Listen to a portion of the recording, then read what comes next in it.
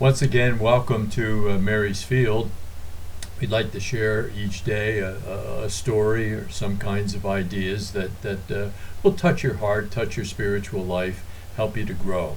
So we thank you for tuning in and welcome once more. Today I was going to talk a little bit about St. Teresa of Avila again, but somehow I changed my mind. There's a story about a wise man who was once asked about his prayer life, how he prayed.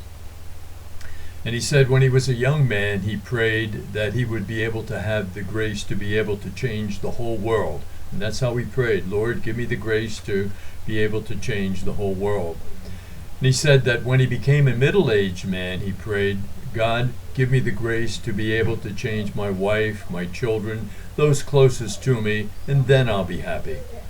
And when he was an old man, he said, I prayed, Lord, give me the grace to be able to change myself.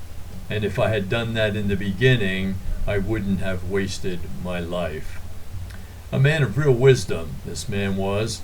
And in our culture, there's something to be learned with that story. There's so much yelling and anger and conflict and all kinds of screaming that's going on in our culture from all kinds of places. And it just doesn't make sense.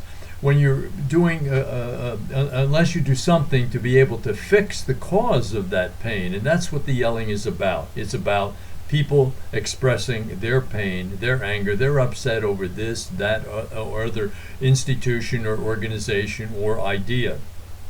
Something like in a marriage where many times we've done counseling to couples who are screaming and yelling at each other, sometimes for years, and it does indicate the amount of difficulty or problems that they're having.